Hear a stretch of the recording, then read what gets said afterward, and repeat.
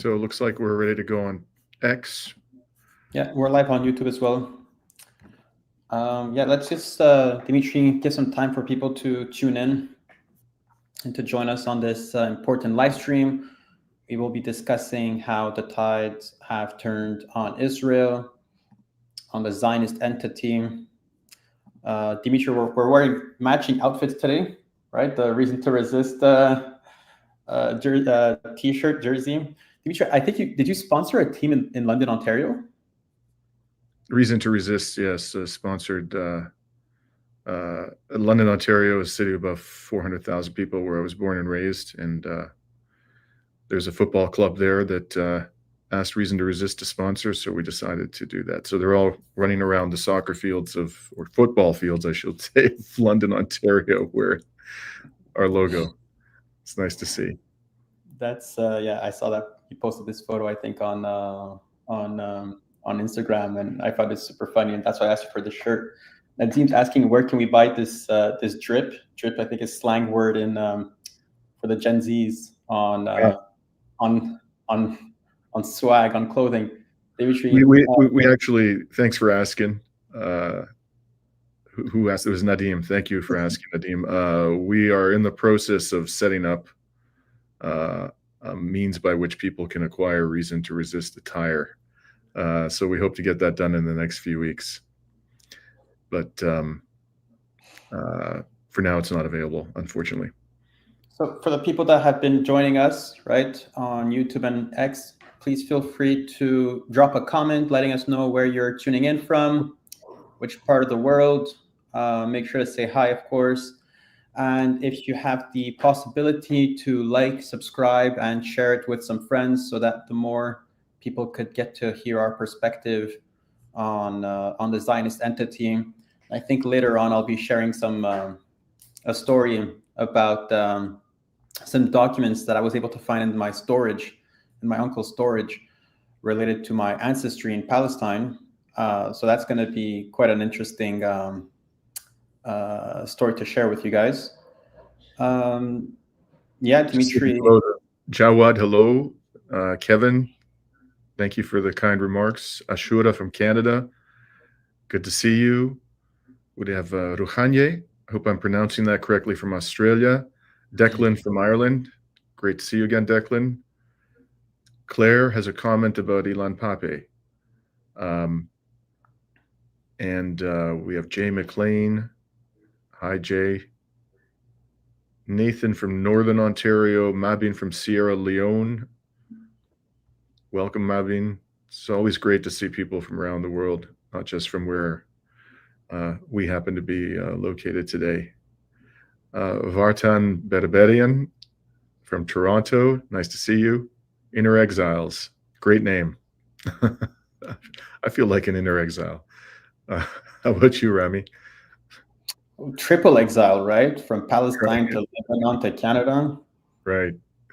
Asim from Oman. Welcome. From Tasmania, we have Lillian and Jake Javanshire. I know personally. Jake, thank you for joining us today. Haven't seen you in too long. Jean-Jacques de France.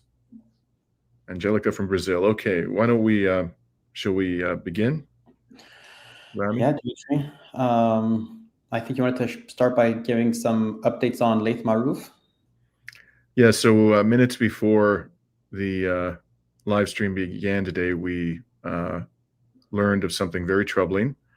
Laith Marouf, who has appeared on numerous occasions on Reason to Resist, and whom I just interviewed on Friday of last week, who has traveled across South Lebanon and traveled to Damascus with me in our capacity as independent journalists. He has been, I guess the best way to put it, apprehended by the Lebanese military. So up on the screen, you can see a post that Hadi Hotait put out about 7 hours ago.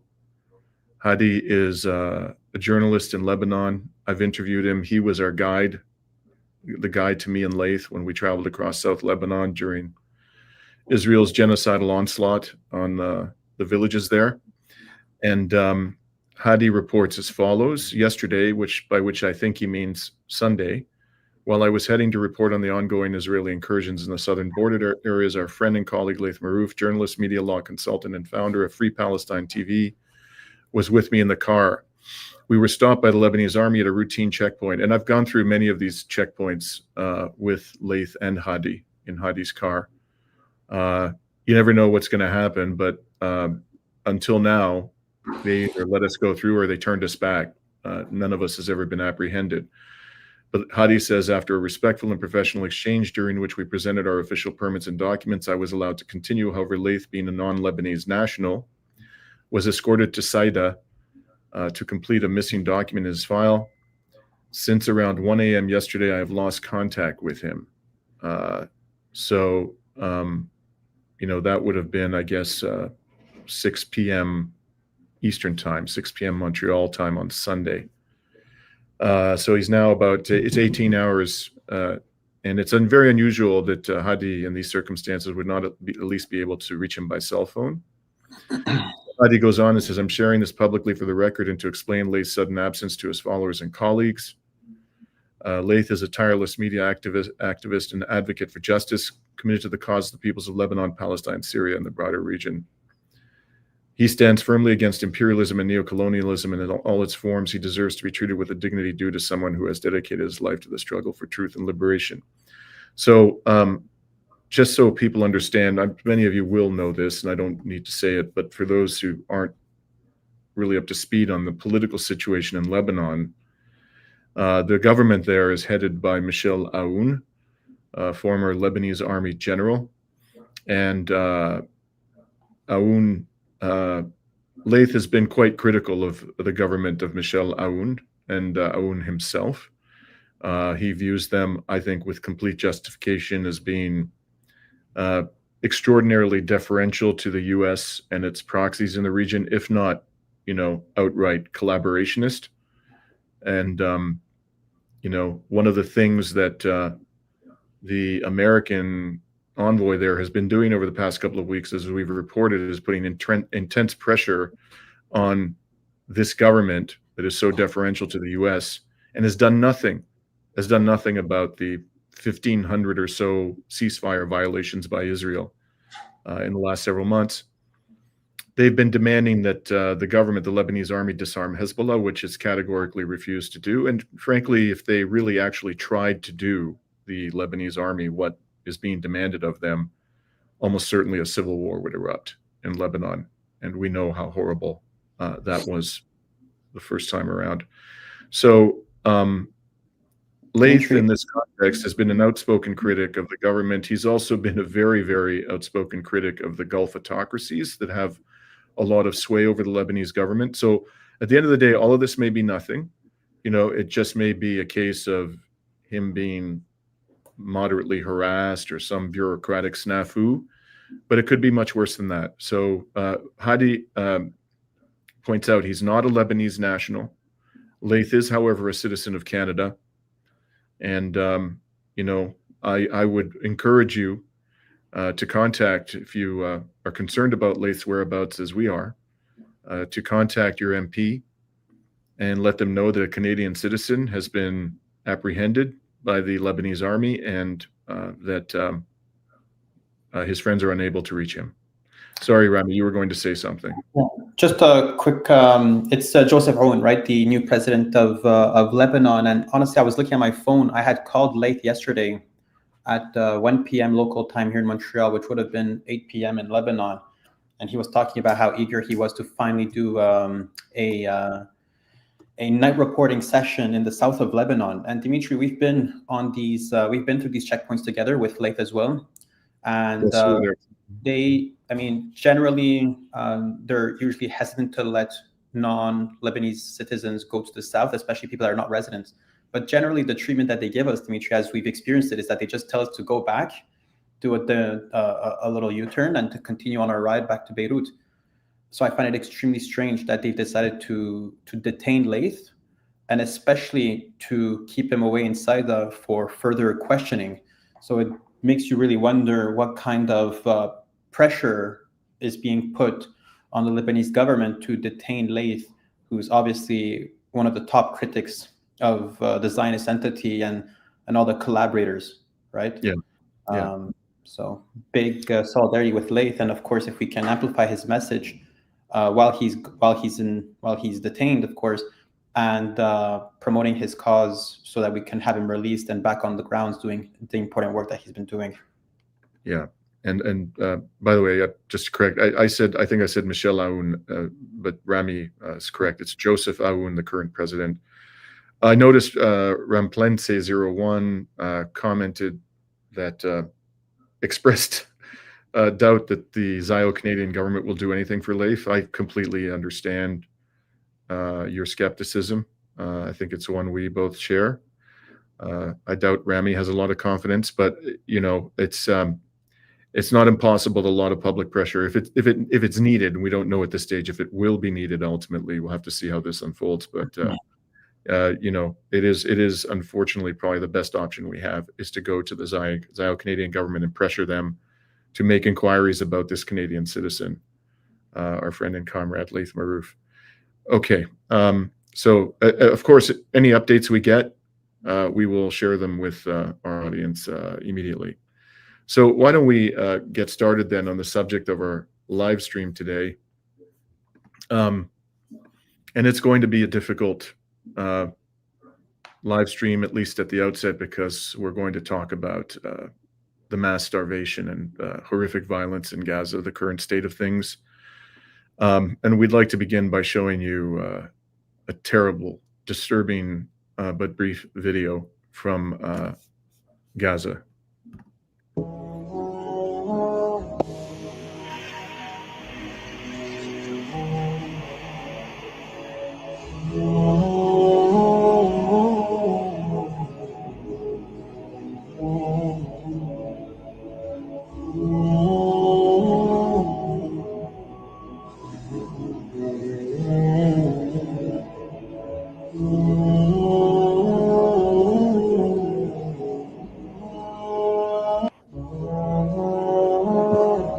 This elderly Palestinian man reportedly passed away this week in that video while he was silently standing there waiting for food to be handed to him.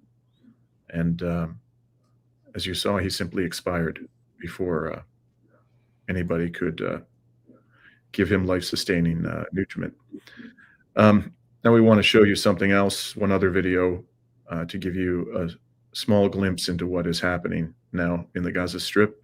Rami, if you could share the video of the lady.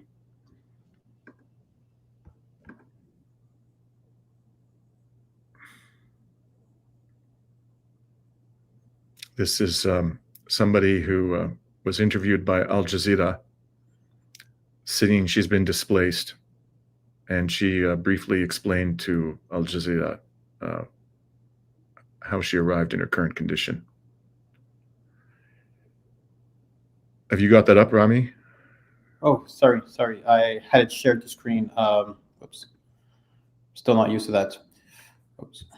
Yeah, so if you could turn on the sound so people can hear.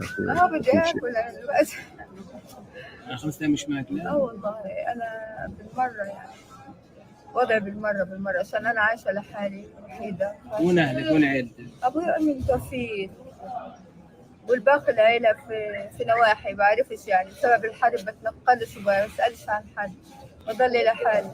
أنا بدي أكل لأني إلي 5 أيام مش واكلة بتصبني دوخة بقدرش أمشي بقعد وبأمشي شوية وبقعد شوية بسبب هذا إني أنا مش واكلة إشي مش موجود إشي في المعدة. بدي أكل. For those who couldn't make out, either don't understand Arabic and weren't able to read the subtitles, she said she hasn't eaten in 5 days. She lives alone. Her mother and father have passed away. There's no family members from whom she can seek food. And she's, as you can see, she's sitting there in the sun against a wall. And she said she's dizzy and weak and has difficulty walking. Now imagine somebody in her plight, hard to see how she could possibly survive, because in order to obtain food, she would have to travel some distance by foot. And where she's going to encounter, many other desperate, starving Palestinians, many of whom will be at least not quite as weakened as her. And so in that environment, how is she supposed to actually obtain any food? What hope does she have of obtaining food? She can't even get by foot to a humanitarian distribution center. And even if she does get there, she could very well be shot dead by these monsters. So this is a tiny glimpse into the utter horror that Israel and its Western backers are now inflicting upon the Palestinian people. According to the UN Relief Works Agency, it has not been able to bring food into Gaza since March 2nd. Okay, so we're talking over 4 months, 4 damn months. And there are mountains of goddamn humanitarian aid sitting at the entry points to Gaza, and they will not come in for one simple reason, and that's because this Nazi entity will not allow the food into Gaza. And we have irrefutable evidence that they're blocking the aid. We have irrefutable evidence that there's mass starvation in Gaza now. We have irrefutable evidence that this is an intentional policy of the Israeli government. We even have videos of these crazed, sadistic settlers hijacking or ransacking humanitarian aid trucks that are sitting at the entry points to Gaza. Zionists who are adamant that the Palestinian population must be starved. And despite all this, as I'm going to detail a little bit more in a minute, our governments support Israel, no matter what their rhetoric may be, in every imaginable way. Now, at the so-called aid distribution points that the genocidal entity has established in Gaza, it now massacres Palestinians on an almost daily basis. According to sources in Gaza hospitals, at least 115 Palestinians were killed yesterday, just yesterday, by Israeli forces, including 92 civilians who were attempting to access humanitarian aid. Apparently, that is the deadliest day at the so-called aid distribution centers in Gaza since this horror began. The Ministry of Health in Gaza also announced that within just 24 hours, 18 Palestinians died from hunger. That's one day. The Gaza Ministry of Health has confirmed that since the beginning of the Israeli military onslaught on October 7th, more than 900 Palestinians, including 71 children, have died from hunger. Over 6,000 others have been injured while seeking food or humanitarian aid. 6,000 people. No one could claim credibly that this is not a deliberate policy of shooting dead, mass murdering Palestinians who seek humanitarian aid. And that, by the way, I should say that the total Palestinian casualties from Israel's genocidal rampage now exceed 198,000 killed and wounded, the majority being children and women, with more than 14,000 missing. And that, of course, is just the official casualty count. The actual number of dead and wounded is likely to be much higher because large swaths of the Gaza Strip are inaccessible to the Gaza Health Ministry. We shouldn't assume that every person in Gaza who goes missing, the fact that they are missing is communicated to the Gaza Health Ministry. When the Gaza Health Ministry says 14,000 are missing, that's people who have been reported missing. What about those who are not reported? Imagine this lady, for example, that we saw. She dies somewhere alone. Unlikely that she would be reported missing because she has no family. She doesn't even have the ability to solicit food from somebody. So the fact that she's missing would be unknown to the Gaza Health Ministry. How many thousands, tens of thousands of Palestinians fall into that category? And of course, this number, 198,000, doesn't include the indirect deaths. This is the direct deaths. What about people who have chronic and debilitating, life-threatening illnesses, and they stopped getting treatment when Israel destroyed the healthcare system? What about people who contract illnesses that could be treated and dealt with effectively by medical personnel, but they have no access to medical treatment? So we may be talking at this stage about a number of killed and wounded that is far in excess of the 198,000, which is the official figure. The situation has gotten so bad that even Canada's pro-Israel pathetic national broadcaster, the CBC, was forced last night to devote its lead story on its flagship news program, which is called The National, to Israel's mass murder of starving Palestinians. And this is The National with Ian Hennemensing. Tonight, hunger and desperation collide with gunfire in northern Gaza. Dozens are reported dead, more are injured, and the need for life-saving aid remains as critical as ever. What happened is becoming all too familiar. This time it was near a border crossing with Israel. A convoy of aid trucks was met by a crush of hungry people. That's when witnesses say the Israeli military opened fire. The UN says hundreds of Palestinians have died in recent weeks trying to get food. Just yesterday, at least 30 Palestinians were reportedly killed near an aid distribution site. Sasha Petrusik brings us the chaotic scenes from the latest incident and Israel's response. And a warning, some of these images are difficult to watch. A panicked crowd runs down Gaza's coastal road. One group carries an injured man, yelling, "He's breathing, he's breathing." A father cradles his son's body. What was his fault, he asks. He just wanted to eat. Now they're targeting children. The road leads from Zikim, a crossing from Israel into northern Gaza. A little earlier, a convoy of UN aid trucks from the World Food Program had driven in. Aid workers say thousands were gathered, desperately waiting for food. Shots rang out, say witnesses, from Israeli soldiers into the crowd. Shooting, says Ibrahim Muqdad. Some fell dead, some injured. And if you managed to get a bag of flour, you kept walking. It's one of the deadliest days yet for Palestinians trying to get food. At least 85 died at different sites, say Hamas and hospital officials. 79 near the Zikim crossing. At the hospitals, doctors who are volunteering in Gaza confirm the carnage. The floor is literally completely full of blood. Well, there are people bringing the next patient in, tripping on you, trying to find a spot. Sadly, no, this is not an abnormal day. These latest deaths are on top of more than 875 others who were killed near aid distribution spots in the past 6 weeks, according to the UN. It's left some hungry but afraid, deciding to use smaller soup kitchens run by local charities. We used to go to the big aid sites, but not anymore, says Mohammed Ashraf Al-Qasas. Every time I'm 90% sure I won't come back alive. The Israeli military acknowledges the shooting at Zikim, saying its soldiers felt threatened and fired warning shots. But it disputes the number of reported deaths. Ian? Israel's military, Sasha, is also telling Palestinians living in one part of central Gaza to move out. What's the significance of this?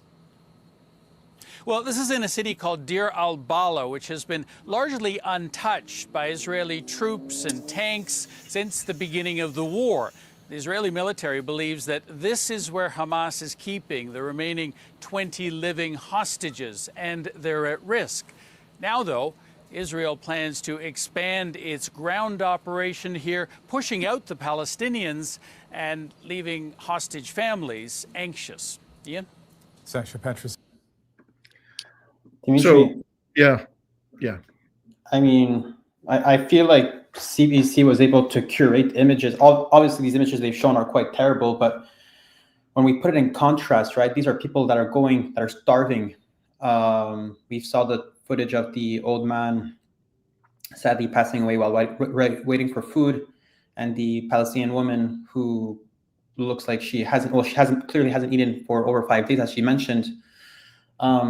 In every conflict, there's sometimes these images that stick, right? So in Vietnam, it's the little kids that were hit with napalm, and with the Holocaust, there's the pictures of the starving children. The image of Israel will have to forever be associated, the Zionist entity will forever be associated with these images of starving Palestinians The CBC is not showing these images. But how do we because again, it's not just Israel that's starving the Palestinians, it's the entire Western world that legitimized the Gaza Humanitarian Foundation, that has repeatedly cut funding to UNRWA, that were part of this whole charade to delegitimize UNRWA. How do we make sure that we don't only blame Israel for the starvation and associate these images to Israel as an entity, but also to us Canadians and Americans and NATO member states who have been truly just as complicit, if not more, for the starvation happening in Gaza? By doing exactly what we've been doing, Rami, which is constantly showing in concrete ways how Western governments support Israel. It's not just the military equipment. It's not just, providing economic aid. It's not just providing free trade benefits, so-called free trade benefits, even to Israeli businesses that are operating illegally in occupied territory. It's not just subsidizing organizations that funnel money to Israel, so-called charitable organizations. I mean, it just goes on. And we have to continuously, it's incumbent upon us as journalists to continuously draw the connections between our governments and this monstrosity. As we've said many times, this is a Western genocide. That's what it is. It's first and foremost a Western genocide, because without Western government support and facilitation, it could not happen. Impossible that Israel could ever get away with this in a region in which it is this tiny pipsqueak of a sadistic country surrounded by hundreds of millions of seething indigenous persons. Could never get away with this. It's only through the massive intervention, corruption, depravity of Western governments. I just want to say a few things about this report, Rami. He said it was over 30. As we said prior to that, it was actually over 90 people were killed yesterday at aid distribution points. Notice the doctor was from the West. The doctor who was briefly interviewed there said it's not an abnormal day. This is coming from a highly credible source. The Israeli soldiers said they felt threatened. With what? How are starving Palestinians supposed to act? Are they supposed to be calm? Are they supposed, when they see food and their lives are, withering away before their eyes, are they supposed to sit there quietly and passively? No, naturally, in this desperate state, they're going to rush for the food. They just want to be fed, before they die. So this is outrageous, and they call them warning shots. 92 people were killed, you sadistic Nazis. How is that warning shots? Most and important, although I commend, I can't say I commend the CBC. I almost never watch the CBC. The only reason why I know about this thing is before we started the live stream this morning, because of how horrible things have gotten, I just went to the CBC website to check what they're saying. I almost never watch this, and I don't encourage you to watch so-called mainstream media either. But I noted immediately that they actually made this the lead story on their flagship news program, which I think is really a testament to how awful things have become. It's not a credit to the CBC that they did this. In fact, in that the very conclusion, the first thing that popped in my head when that report ended is, why didn't you seek comment from anybody in the Canadian government about this? Why didn't you point out to your audience the Canadian government just approved $37 million worth of military exports to this satanic regime? Why isn't the CBC drawing those connections that you and I are trying to draw every day, Rami, between the genocide and the policies of Western governments? Pathetic. But most importantly, Dimitri, is that no one is telling Israel to play a role in the distribution of aid. If anything, international organizations and people on the ground in Gaza have been calling for impartial distribution of aid through organizations that are already on the ground. UNRWA has its own issues in terms of its relations with the Palestinians and its complicity in the status quo that has put the Palestinians into a position of suffering. But then again, right, there are networks already in Gaza in place being able to distribute aid. So for them to feel threatened, are they putting themselves in these positions where they intentionally want to feel threatened so that they could have an extra reason to keep shooting on Palestinians? This is a genocidal war on Gaza, on Palestine. The only purpose is ethnic cleansing. Ethnic cleansing through starvation, ethnic cleansing of shooting people that are starving. And I believe now they've reduced the safe zones, although there's no safe zone in Gaza, down to only 12% of the Gaza Strip. That means that Israel has given themselves the right to shoot on Palestinians anywhere else on the remaining 88% of the land of Gaza. So I think the question here is that they weren't able to outsmart us. But when we hear this reporting on the CBC, no matter how much better it was than their coverage on Palestine before, they're still trying to connect the dots that the Palestinians are in some way provoking the Israeli soldiers, that they are threatening the lives of Israeli soldiers. I mean, this is absurd. This is absurd. I look forward to the day when, you know, editors of major Western media organizations are subjected to prosecution before a Nuremberg style tribunal. That will be a day in which I will uncork the champagne, because justice will finally be done. Dimitri, now, just two more things. There's also the Abu Ubaidah did a speech on the 18th of July, which was 3 days ago. And I feel like it was one of the most openly critical speech of the Arab regimes, the ones that are complicit in the starvation of Gaza. In his speech, Abu Ubaidah mentions that in the face of God, the enemies of orphan Palestinians in the face of God are going to be the leaders of Arab states. And this is a form of condemnation I feel like that has been at least much more direct than before. And that maybe shows just the extent, I mean, an evolution in the struggle for the liberation of Palestine. Right now, we're much more openly targeting the complicit Arab states. And then there was also AOC, right, Dimitri, who defended her vote in Congress by saying that she agreed to only give defensive weapons to Israel. I don't know what defensive weapons are. She claims to be only replenishing the Iron Dome here. But this level of complicity in the genocide in Gaza, Dimitri, goes way beyond these Western states, but even these people that claim to be negotiating on our behalf, right? Anyways, any thoughts on this whole AOC thing, Dimitri? She's a disgrace, an absolute. I used to actually like AOC. I was stupid and naive enough to think that she actually had some humanity in her. But at this stage, those illusions have been completely destroyed. And by the way, I would throw Bernie Sanders into that category. Of course. There's not a single person in the Democratic Party. And this guy that everybody's raving about, Mamdani in New York, seems like a nice enough guy. I suspect that deep in his heart, he's another AOC. Look, anybody who runs for the Democratic Party, you can't rely on them. I don't care what their rhetoric is. I don't know what their record may be. But at the end of the day, if they're willing to run for the Democratic Party, they are not going to be true to the cause of human rights, not with respect to Palestinians or anybody else in the global South. Are going to be the stance on the genocide in Gaza who interfered the way they should, right? We're talking about the Ayatollah, the Islamic Republic of Iran, the comrades in Yemen and in Iraq, and in the south of Lebanon. I mean, I will never lose my time romanticizing with the so-called leaders in the Democratic Party who, I mean, are just delaying their complicity in the genocide, right? Or masking it as much as they can. Yeah. So more late-breaking news. 2 hours ago, a whole bunch of governments put out a statement about this monstrosity that's unfolding before the eyes of the world. And interesting that this came out from the Foreign Ministry of Canada just after the National, aired that story last night. But here is basically what happened this morning.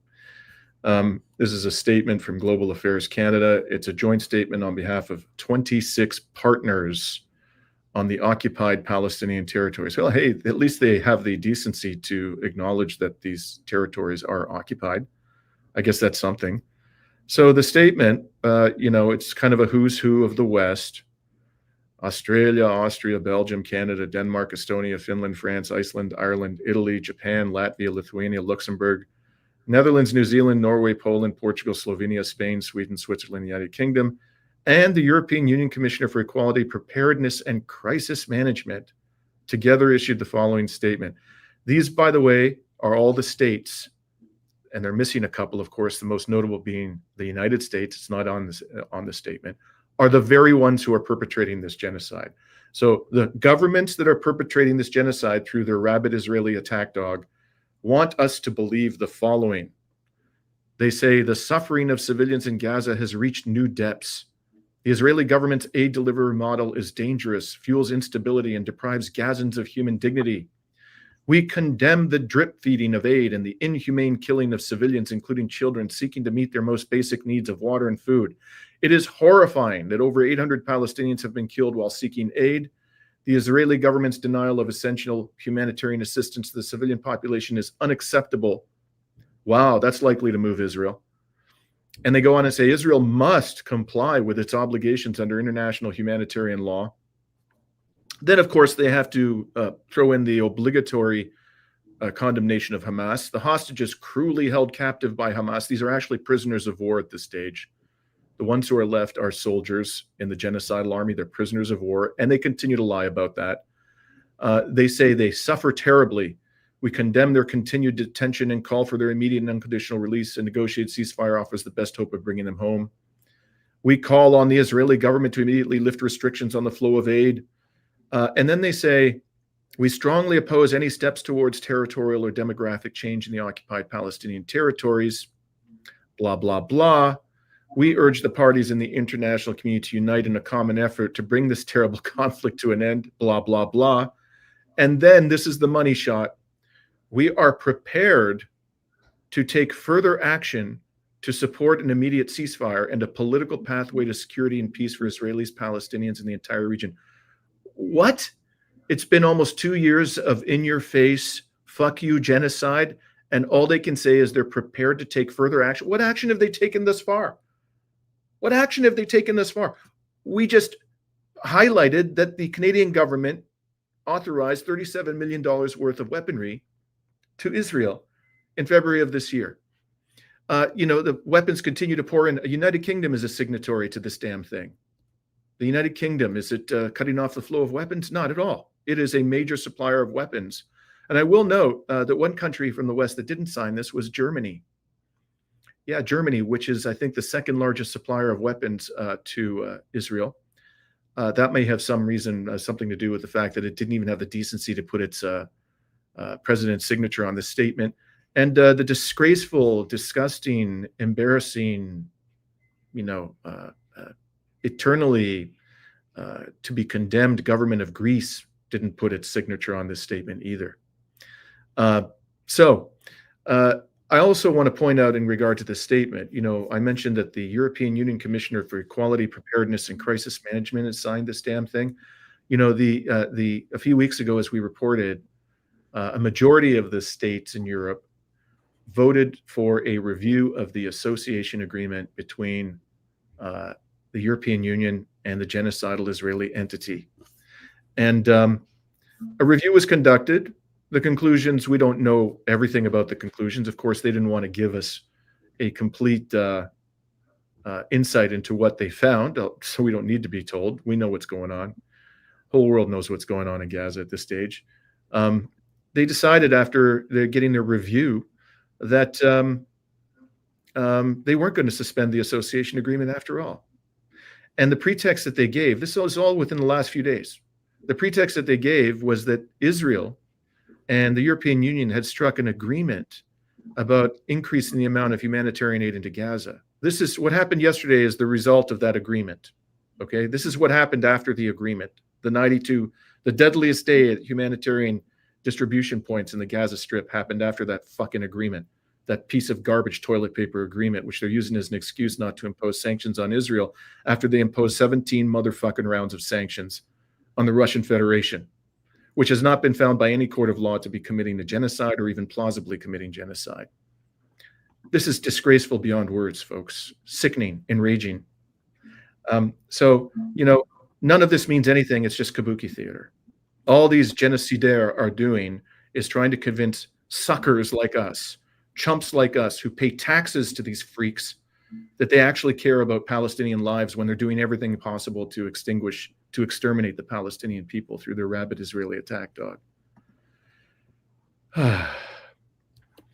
Now, I want to just say a comment about what they have done, okay, the Canadian government has claimed repeatedly that it has paused certain, deliveries of arms to Israel. But as I mentioned, in February of this year, the Liberal government approved 2 permits for a total of $37 million of weapons exports. The timing of that decision was really quite interesting because Prime Minister Goldman Sachs announced, Mark Carney, Mr. Banker Extraordinaire, announced in January that he was going to seek the leadership. This is, Justin Trudeau announces he's going to resign in December.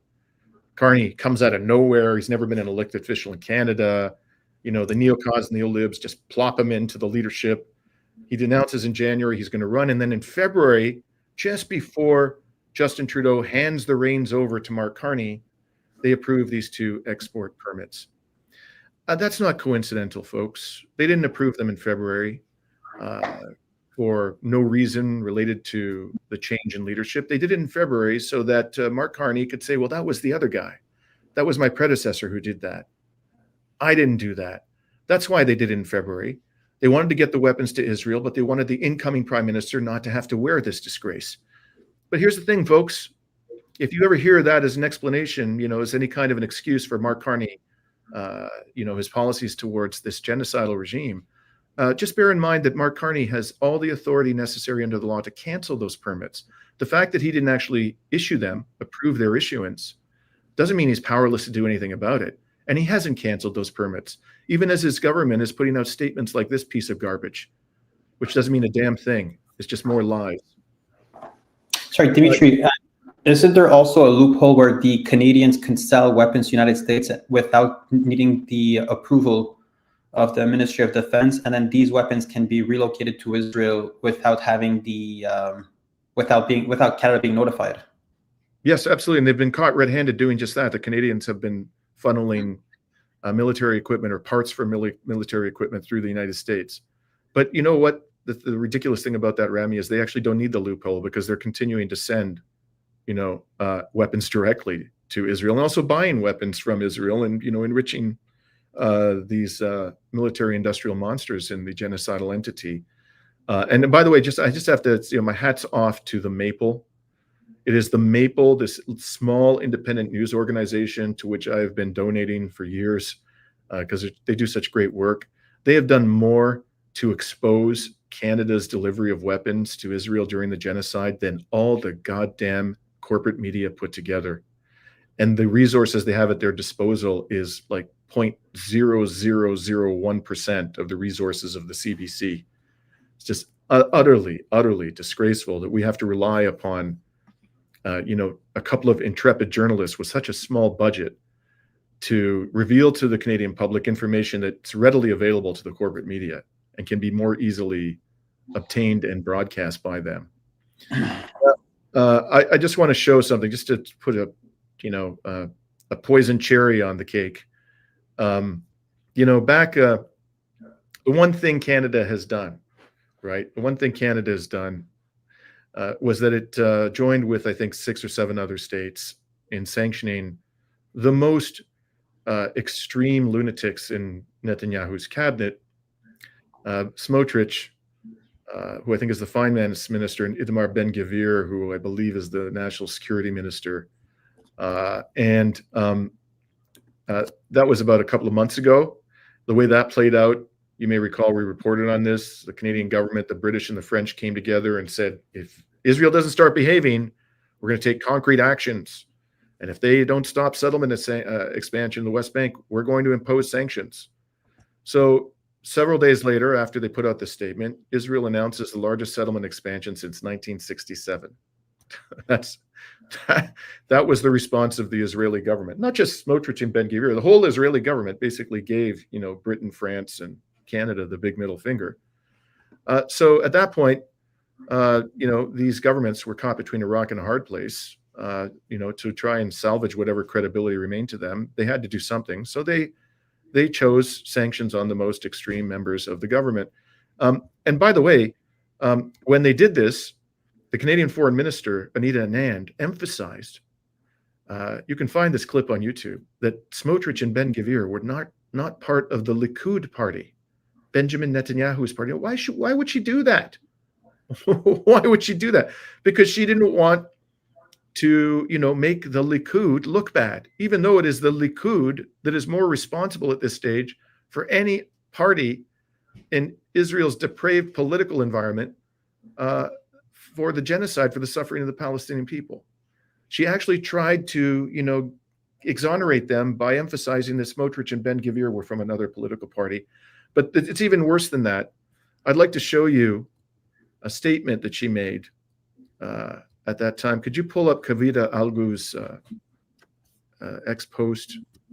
Here's Foreign Minister Anita Anand around the time that Canada announced sanctions on Smotrich and Ben-Gvir. Canada remains unwavering in its support to the state of Israel. Canada remains unwavering in its support to the state of Israel. Canada remains unwavering.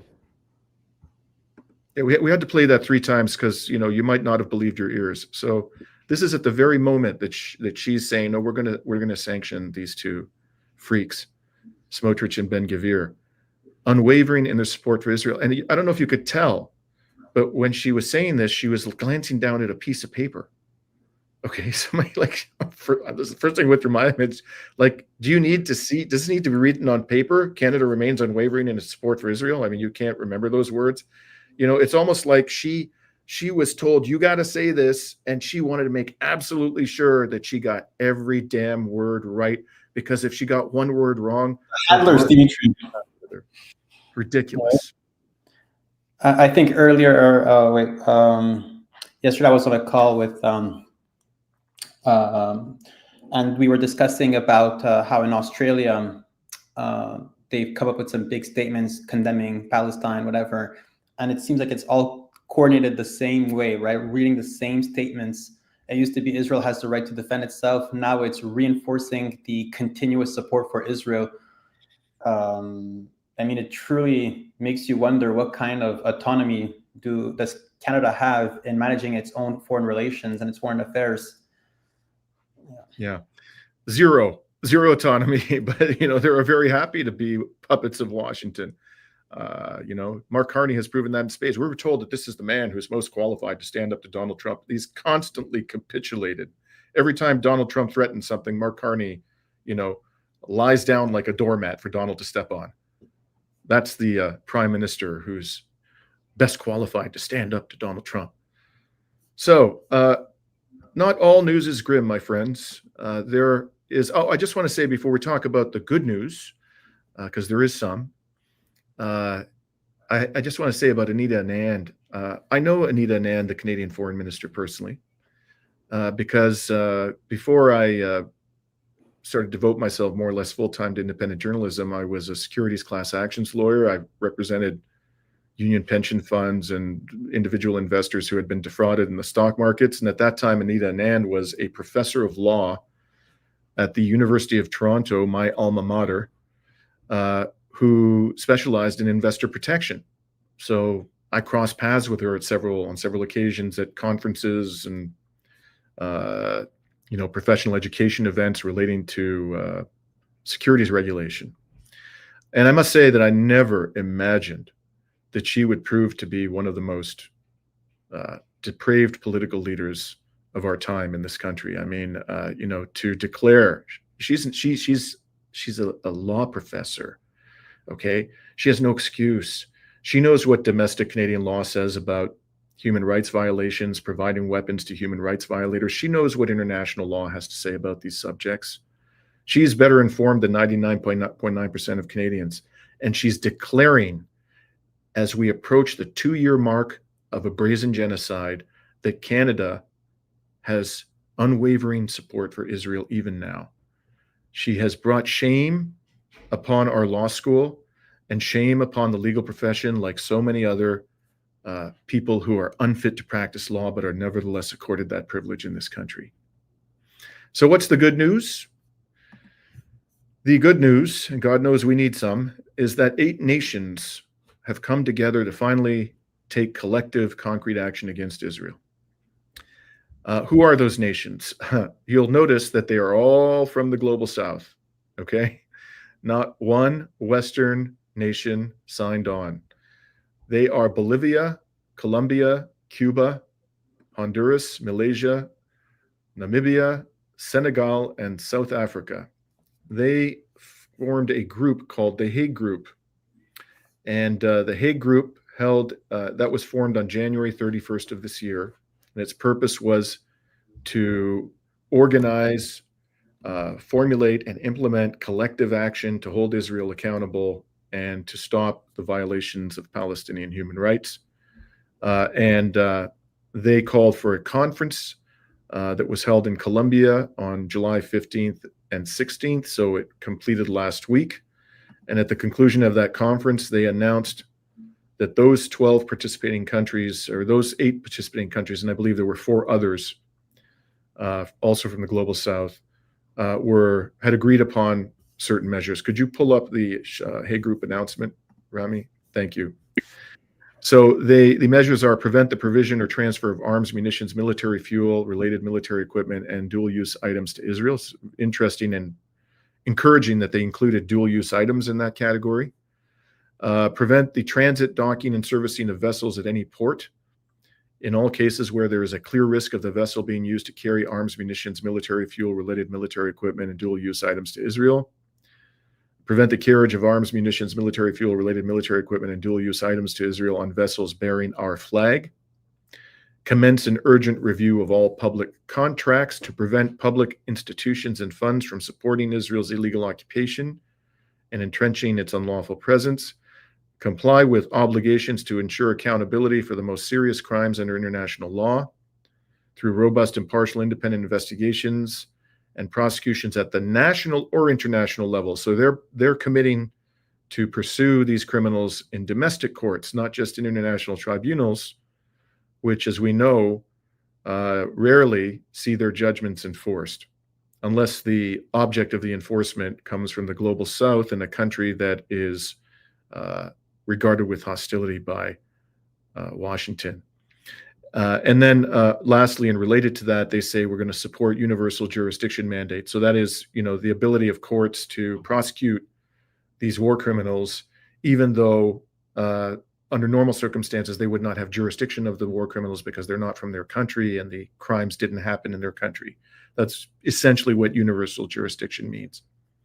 So this was a very positive development. To my knowledge, this is the first time in my lifetime, not just during this genocide, where a significant grouping of states has come together and imposed a series of sanctions and accountability measures on Israel.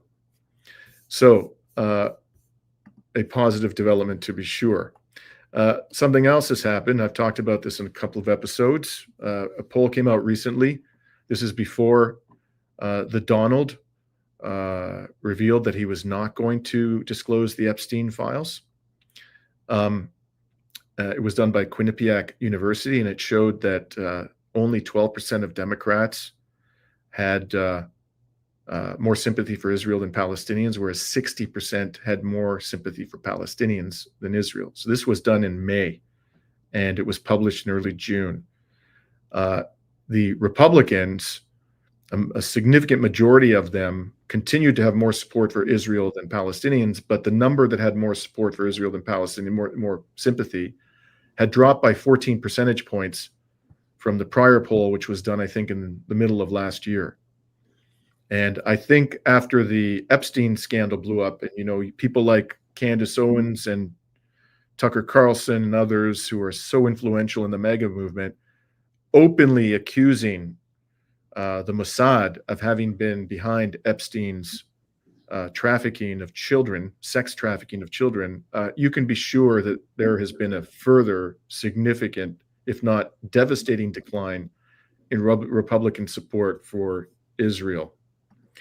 Now, another interesting thing that happened, which is development that I regard as positive, which for reasons I'm going to explain, this independent media outlet I mentioned, the Maple, has done one other great thing, and it's done a number of really fine things in terms of reporting on the genocide. But they set up a database of Canadian citizens who have served in the IDF. And the two main journalists there are David Mastriche and Alex Kosh. David has actually been investigated by the federal police at the demand of some Zionists because he set up this database, which is perfectly legal what he did. But nonetheless, the RCMP got a complaint and decided they were going to investigate the damn thing. Now, in response, there's been quite a hullabaloo in the Zionist community. Could you pull up, please, Rami, Afraid to Go Home? So this is an article that appeared in the Times of Israel, not a Canadian newspaper. The Times of Israel 2 days ago. I actually think it might have been yesterday. And you'll see the headline is, "I am afraid to go home. Canadian IDF soldiers fear fallout from war crimes probe." And they specifically referred to the website established by the Maple. So this is good, folks. It's good that they're afraid.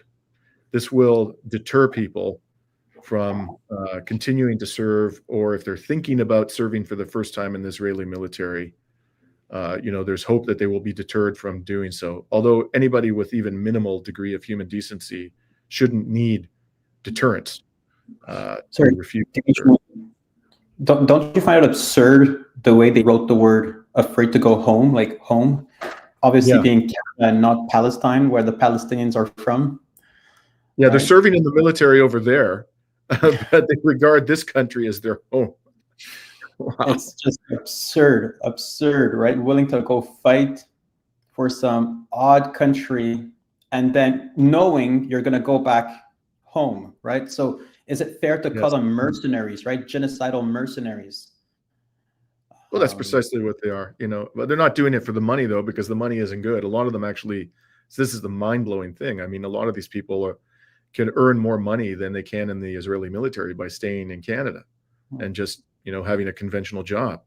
That's how committed they are. That's how brainwashed and sick these people are, that they're willing even to take an income hit, risk their lives to go over there and participate in a genocide, and then complain that they're afraid to come home. Wow. And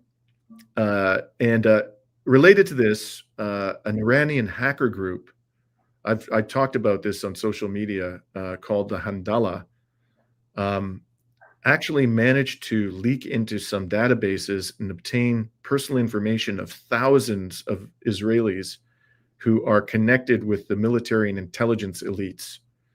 I found this, the Western media has essentially ignored this story. I found this in some alternative media from West Asia, this story, this revelation.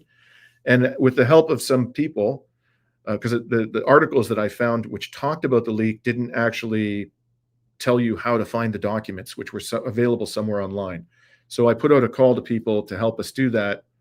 And somebody found them online, and I have now downloaded them. And there's thousands of these documents. Many of them are in English, many are in Hebrew. And I just need to find the time to start going through them. But this is going to presumably help, or hopefully help, in holding these individual war criminals accountable, identifying them, and then holding them accountable in a court of law. So another thing, that a very positive development, if you could pull up Belgian court, Rami.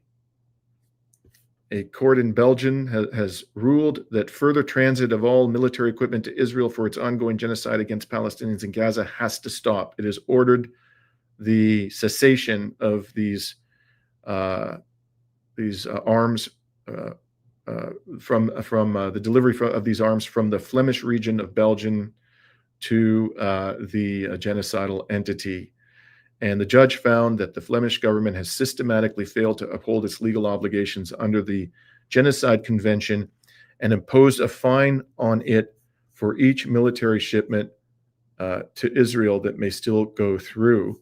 And I just want to remind you that one of the countries that signed that, melodramatic statement that was put out this morning on behalf of 26 governments was Belgium. Belgium put out that statement, and yet just a few days ago, a Belgian court had to order the government of Belgium to stop sending weapons. This is how dishonest these people are. They're just flagrant liars. They lie as easily as they breathe. Quite remarkable. But this is a very good precedent. And one that may be of utility to us here in Canada, as I've talked about before. I'm part of a group of 7 lawyers working pro bono on behalf of 2 Palestinian Canadians. We are prosecuting a claim against the Canadian government under the Genocide Convention, claiming that the government, with complete justification, I should say, that the government is violating its obligations under Article 1 to prevent genocide, under Article 1 of the Genocide Convention, and it's also violating the constitutional rights of our clients, particularly the right to security of the person and the right to equality. That case was filed in November of last year. The Attorney General of Canada brought a motion in the spring to have the case dismissed before trial, and even before we get into what is called discovery, where the government has to give us the evidence, the relevant evidence in its control. That motion is going to be argued in the court in Ottawa in late November of this year. So I have a feeling that I have not yet been able to review the Belgian court's decision, but I would expect that it is going to be helpful to our cause, because it was based, at least in part, if not entirely, on the Genocide Convention, the very convention upon which we're relying here in Canada. Now, another interesting development: there has been a rash of suicides in the Israeli military in the last couple of weeks. You can see here, this is a report that was published yesterday, and by a Turkish media outlet. A 5th soldier died on Sunday from suicide. 4 others had taken their lives in the prior 2 weeks. The total number of Israeli soldiers who have taken their lives, this is what's acknowledged by the Israeli military, right? The number may be far higher, but apparently, based on the disclosures of the Israeli military, 19 soldiers have taken their lives this year. No one should celebrate the taking of a life, a suicide, and I certainly don't. But this is, and I'm not putting this up here to suggest this is good news, but it is certainly indicative of the immense strain that this nearly 2 years of genocide is having on the Israeli military. And this is just one manifestation of that strain. There's tens of thousands, if not over 100,000 reservists refusing to show up. I've seen multiple reports of Israelis refusing to answer the call at all to go to enter military service, and choosing instead to go to jail. It's not many of them, but there are some, and I commend them to the greatest possible degree for their courage and their dignity and refusing to serve. There's also the fact that there are multiple reports about Israel's munitions running low. It's apparent from successful ambushes of the resistance in Gaza, including one in which I think 5 of these terrorists were killed in Beit Hanun, that the exhaustion is impacting their performance on the ground, and which is making it increasingly dangerous for them to participate in the genocide in the Gaza Strip. So, and this is just some of the indications the Israeli military is under extreme strain, probably the greatest strain it's ever experienced in its existence. And if we continue down this path, eventually it's entirely conceivable that it'll just collapse or, go into open revolt. This is not something which this pipsqueak of a country can sustain for much longer, I would think. So what else is going on? I do want to comment on the Hague Group summit. As I mentioned, there were, I think, 12 states that signed on to that multi-part commitment to take steps to hold Israel accountable. But there were a whole bunch of other states that took part in that summit that happened on July 15th and 16th, and I'm going to mention them to you. These are states that took part but did not sign that statement: Algeria, Botswana, Brazil, Chile, China, Indonesia, Ireland, Lebanon, Libya, Mexico, Nicaragua, Norway, Oman, Pakistan, Portugal, Spain, Qatar, Turkey, Slovenia, Uruguay, and Venezuela. Now, the signatories of the statement made clear that it's going to remain open, and they are hoping that countries are going to join before the next session of the General Assembly, I think, begins. I think it's in September, October. But I can't for the life of me understand why these states did not already sign on. And I have to say, I'm very disappointed in China. You know, China is one of Israel's largest trading partners. This statement that they put out didn't even call for a total trade embargo on Israel. What it focused upon was the shipment of dual-use items and military equipment, and prosecuting Israeli war criminals. So this wouldn't even have required China, if it had signed on to the statement, to completely sever its trade relations with Israel. But frankly, China should have done that. Every state should do that. Every state has an obligation to do that under Article 1 of the Genocide Convention, to impose crushing economic sanctions on this demonic regime.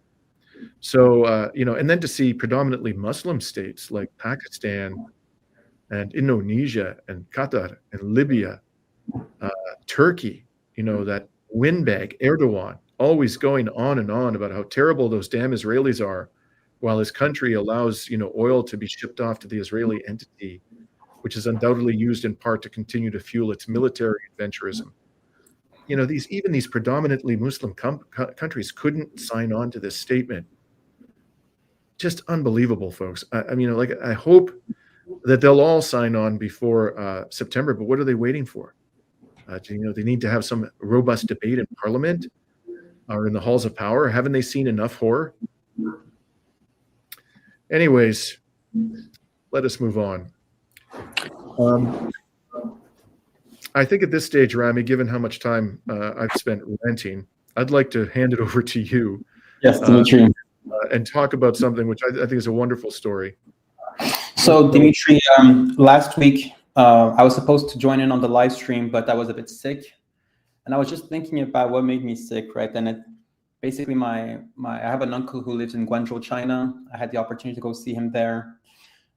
He used to live in Montreal between 1998 till 1991 or so.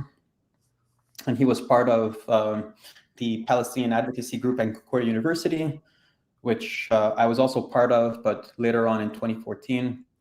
And it just, when he left Montreal, he moved to Saudi Arabia to go work or whatever in Jordan and Palestine. And then some things happened. He decided to move to China, but he thought he wasn't going to stay there for a long time. So he moved all of his belongings to Canada, thinking that he would come back to Canada and live a life there. But he ended up staying in China for 15, 20 years or so. But he came back recently because we sold our grandmother's house after she sadly passed away. And we were going through, and he had to basically get rid of the storage since he had nowhere to put these boxes in. So he came to Canada just to go through 30 boxes. And he was only looking, out of all of the 30 boxes, there was some very nice Palestinian decorations and some artifacts from his travels across South America, Africa, the Middle East, Asia. In reality, there was only 2 documents that he was looking for. It was my grandfather's birth certificate. My grandfather, who sadly I hadn't got the opportunity to meet since he passed away 1 month before I was born. He was born in 1922 in Jaffa, Palestine. And the other document that he was looking for was for my grandfather's diploma. He graduated from AUB in either 1943 or 1946, the American University of Beirut. So we were going through, every day we would go to the warehouse, go through boxes. And the first day, it took us 4 days to go through 30 boxes, but the first day we found nothing. The second day, we went through maybe half of our boxes and we still found nothing. And then by the end of the third day, right, we got through maybe 75% of the boxes. I'm like, Haitham, my uncle, did we accidentally throw the birth certificate and the diplomas? How likely would it be that we're going to find all these important documents on the last day? Then he's like, don't worry about it. I know we didn't throw it. We're going to find it. Then on Thursday or Friday, that was the last day, we go through basically all of the boxes. There's only 2 boxes left. And I tell my uncle, do you have hope we're going to find the box? And he jokingly said, as Palestinians, we can't afford to lose hope. And we just persevere. And the birth certificate and the diploma are going to be in the last 2 boxes. And then we end up opening the 28th box, right, which is the before last box left. And we find a tube. And he picks it up and he's like, oh, I found it. And I'm like, are you sure? He's like, no, but let's open the tube. He opens it and we find not 1, but 3 documents. And this is my grandfather's birth certificate. As you can see at the top, it says Government of Palestine. And he was born on the 3rd of August, 1922. Okay. Is it possible for you to enlarge that, Rami, so that people can... So what I could do is, I'm going to open it in a different way. Okay.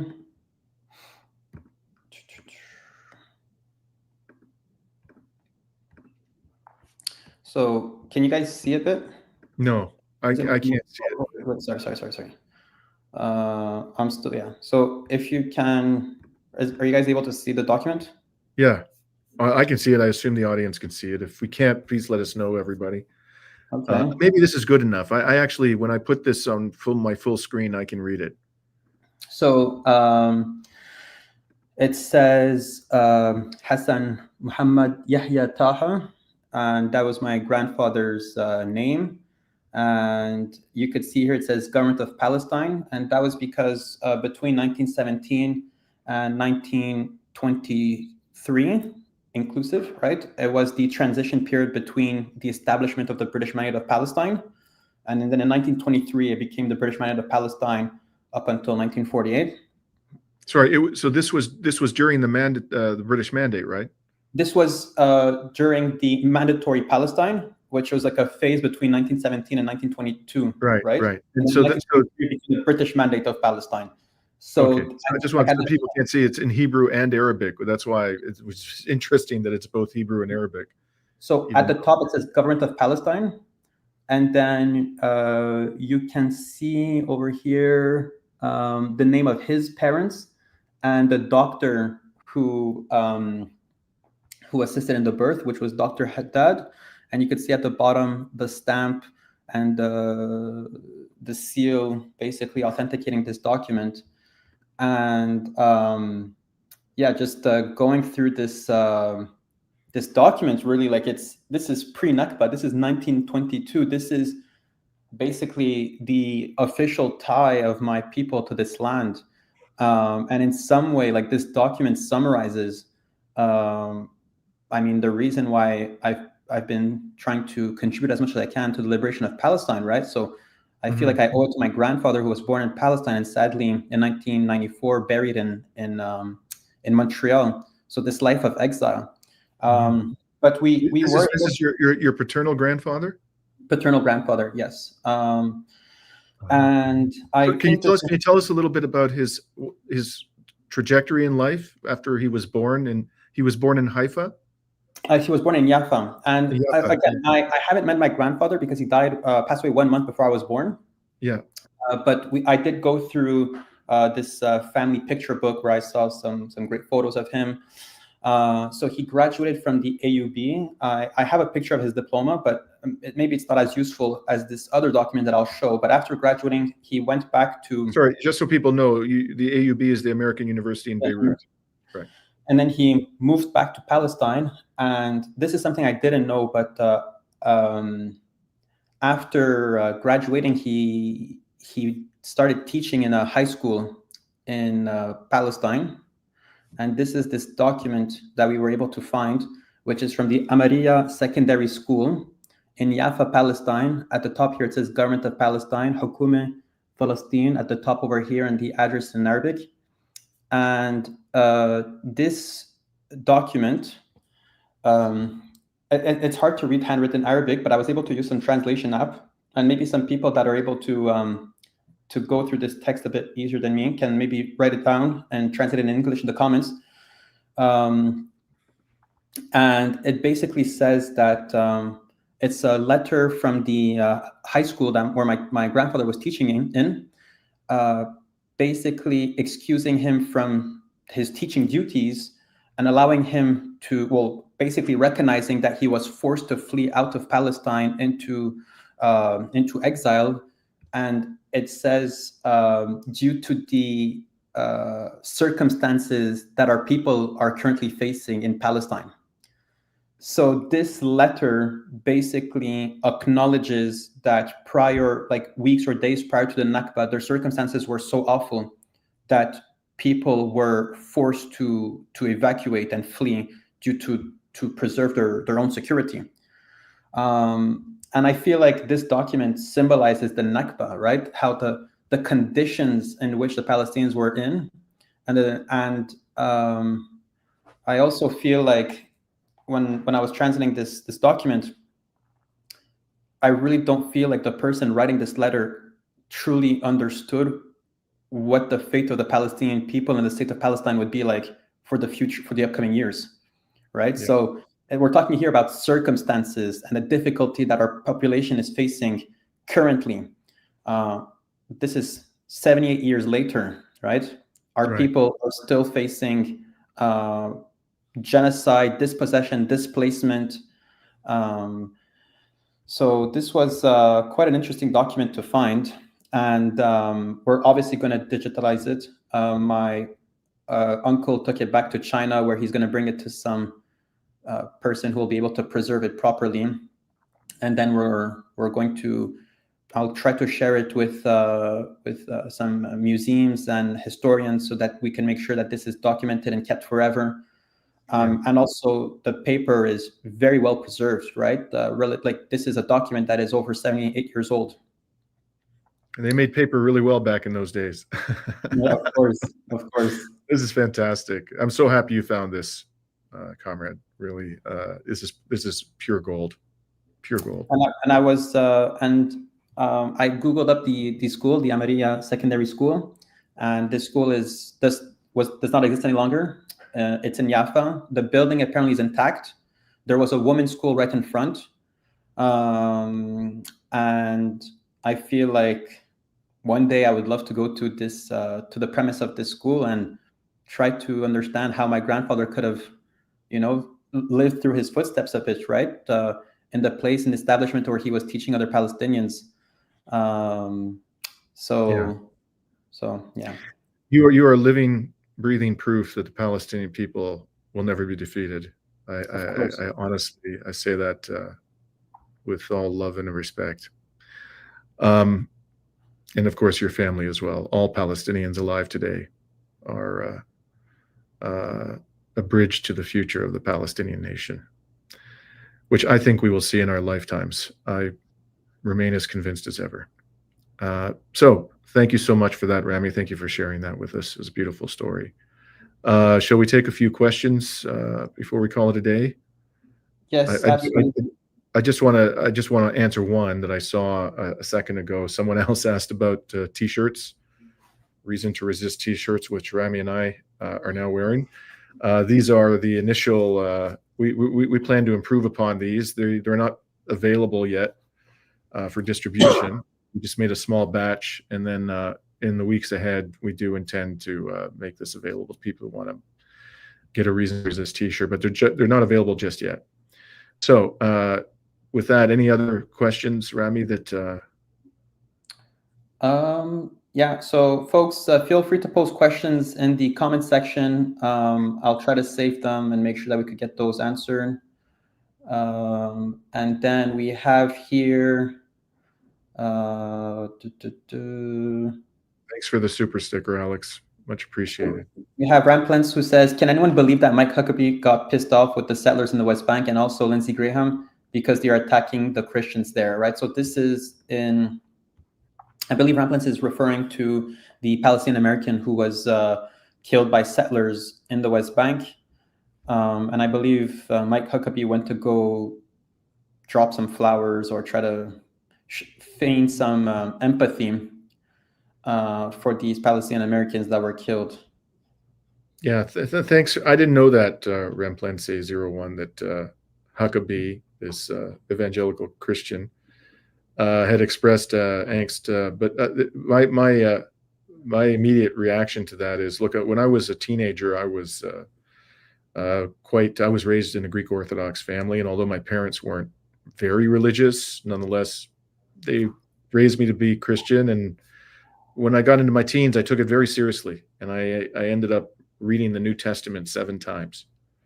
By the time I was 18, I had read it 7 times, not because my parents asked me to, because I wanted to.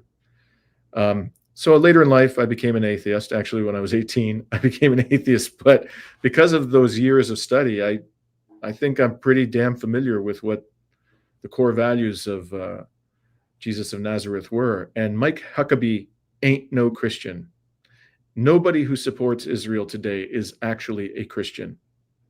It's impossible to support this genocidal entity and to respect, even in a minimal sort of way, the core values that were embodied within the New Testament and the teachings of Jesus of Nazareth. So, I know he believes he's a Christian. He says he's a Christian. So all these whack jobs in the United States, these evangelical lunatics who, would die on a hill for Israel, but they ain't Christians. And then we have a question here from Berber Bro, who says, when will Israel be a burden for the empire? I have a few thoughts here. One of them is Israel actually a burden for the empire, or a tool, an asset of the empire to keep the Middle East divided, just like Taiwan is? And is Israel serving its duty and its obligations towards the United States, towards the NATO member states? So I think there are maybe some very few instances where Israel starts having a mind of its own, and it becomes a bit more nationalist and uncalculated than the United States can expect it to behave. But I think the United States are going to stand by Israel until the very end. I think, I would ode to John Trudell in the chat, I think, put it perfectly well. Israel is a military base for the empire. So the only issue I have with Berber Bro's question is that there's an unspoken assumption that the Israel and the empire are not the same thing, but I think they are. I think they are the same thing. So I think I would reformulate that question is, when will the emperors be a burden for the empire? Because they've gone off the deep end. They're now utterly incompetent. They've been completely exposed. They have no sense of restraint. They don't understand the limits of their power. And so they themselves, the ones who are in charge of this empire, are ultimately, and at the very top of that, that heap of human dung is Donald Trump, the president of the United States. And before him, it was Joe Biden. These people are ultimately going to destroy the empire because of their incompetence and depravity, and just complete lack of understanding of the limits of their own power. We have Maria saying, Dimitri, when will you come to Cyprus again? Hi, Maria. Great to see you. You're a faithful participant in our discussions, and we really appreciate having you. I actually hope to come back to Cyprus. I'm going to be returning to Greece before the end of the month, and I hope to come back to Cyprus before the end of the summer to continue my investigation into the massive influx of Israelis into Cyprus. I also have family there that I'd like to visit. And I've actually been contacted by somebody, I'm not going to mention the person's name, a Brit who's lived in Cyprus for a number of years, who wanted to share with me information about some of the very large Israeli communities that are springing up, gated communities and other businesses that have come. So I'm doing research in advance of my trip, but I do hope to be there in the month of September. I hope, and Rami, you should come with me, man. I'm going to need help with that investigation for sure. And hopefully you have time to meet Maria. That would be a pleasure.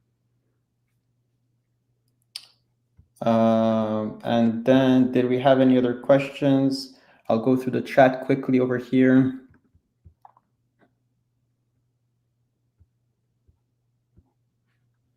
I mean, Dimitri, can you maybe keep talking about Laith a bit? Just because there's some people that have been asking in the chat and they might have missed it. So if we could just give a little recap on the situation that Laith is currently enduring. So Laith Marouf, many of you will know who Laith is. He's been in our program numerous times, and I just interviewed him on Friday. He's a Beirut-based geopolitical analyst and the executive director of Free Palestine TV. He was traveling in South Lebanon yesterday with Hadi Hotait, who is a Lebanese journalist. I've also interviewed Hadi. Hadi, Laith, and Rami and I traveled to South Lebanon in February when we went to Lebanon and attended the funeral of Hassan Nasrallah. So we've had the experience of going through Lebanese army checkpoints with Hadi and Laith. And Hadi reported 7 hours ago or 8 hours ago on X that yesterday, while he was traveling to southern border areas with Laith in a vehicle owned by Hadi at a Lebanese army checkpoint, they inspected their documents. The Lebanese soldiers inspected the documents of Hadi and Laith. Laith is not a Lebanese national, but he has a permit to live in Lebanon. And the Lebanese army soldiers, after consulting their superiors, claimed that there was some issue with Laith's papers. They took him into custody. Doesn't sound like they formally arrested him. They basically escorted him, as Hadi puts it, to another place called Saida, a city in the south of Lebanon, to complete a missing document in his file. That's what they told Hadi and Laith.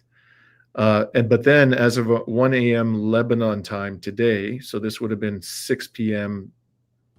Montreal time on Sunday, as of that time, Hadi lost contact with Laith.